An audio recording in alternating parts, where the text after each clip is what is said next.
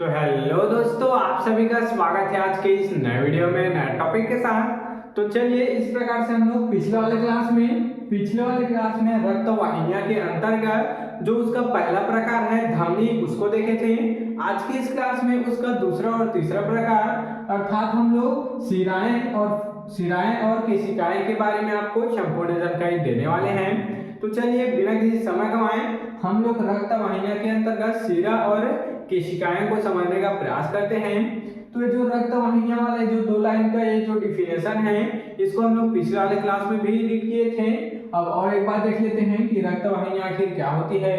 तो शरीर में उपस्थित वे नलिकाएं जिनमें रक्त का बहाव होता है, उन्हें ही क्या कहते हैं, रक्त वाहिनियां कहते हैं। जिन पाइप में, जिन नलियों में रक्त का बहाव होता है, उसे ही रक्तधानियां या फिर रक्त वाहिनियां कहते हैं। इन्हीं के द्वारा रक्त शरीर की कोशिकाओं तक पहुंचता है। ये जो धमनी और शिरा है, केशिकाएं हैं, इन्हीं के द्वारा ही जो शरीर का जो रक्त है वह कोशिकाओं तक पहुंचता है। इतना बात क्लियर। चलिए, उसका जो धमनी है उसको समझ चुके हैं। अब शिरा देख लेते हैं। तो शिरा क्या होता है? ऐसी रक्त वाहिनियां जो शरीर के विभिन्न अंगों से कार्बन डाइऑक्साइड युक्त अशुद्ध रक्त को हृदय तक लेकर आती है, शिराएं कहलाती है। जस्ट इसके अपोजिट क्या था? धमनी था, जो O2 को CO2 के जगह O2 को अर्थात ऑक्सीजन युक्त तो उसमें रक्त सर्कुलेट होता था, जबकि ये जो शिराएं हैं इनमें कार्बन डाइऑक्साइड युक्त जो रक्त है वह सर्कुलेट होता है। इतना बात क्लियर। और ये जो शिराएं हैं ये हमको बाहरी तौर पर दिखाई दे देता है, क्योंकि ये शरीर के सबसे ऊपरी परत पर पाए जाते हैं। इतना बात क्लियर। जबकि जो धमनी है वो अंदर की ओर पाया जाता है, थोड़ा सा शरीर के अंदर की ओर पाया जाता है। तो हमें जो हरा हरा नस दिखाई देता है वो एक्चुअल में नीला कलर होता है, क्योंकि उनमें कार्बन डाइऑक्साइड युक्त जो रक्त बहता है। इतना बात क्लियर। आगे पढ़ेंगे। इनका रंग नीला होता है। इनमें रक्त का प्रवाह बहुत ही धीमा होता है।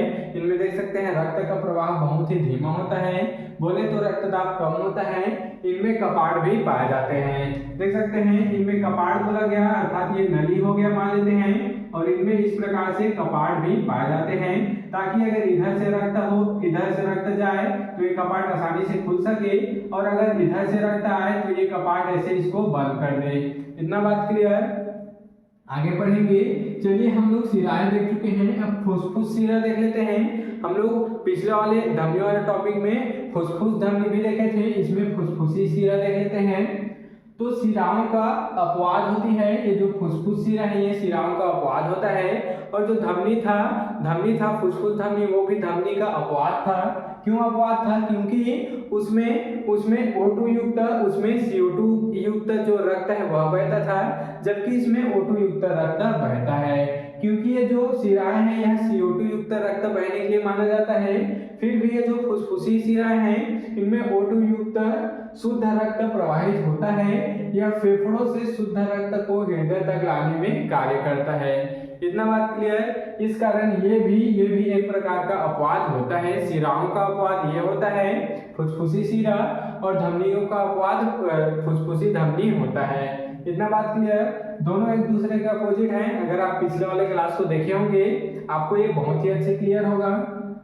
आगे चलिए, अब हम लोग केशिकाएं देख लेते हैं। शिराएं को देख लिए। रक्त वाहिनियां के अंतर्गत तीन होता है, धमनी और शिरा और केशिकाएं। तो धमनी और शिरा देख चुके, केशिकाएं पढ़ लेते हैं। ये बहुत ही महीन रुधिर वाहिनियां होती है।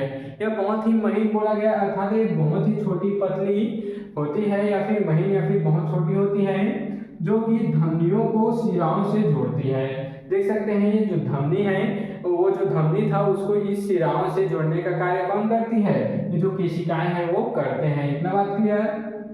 रक्त एवं ऊतकों में विभिन्न पदार्थों जैसे कि भोजन, O2 अर्थात ऑक्सीजन और CO2 आदि का मिश्रण द्वारा आदान प्रदान इन्हीं रुधिर केशिकाओं के द्वारा होता है।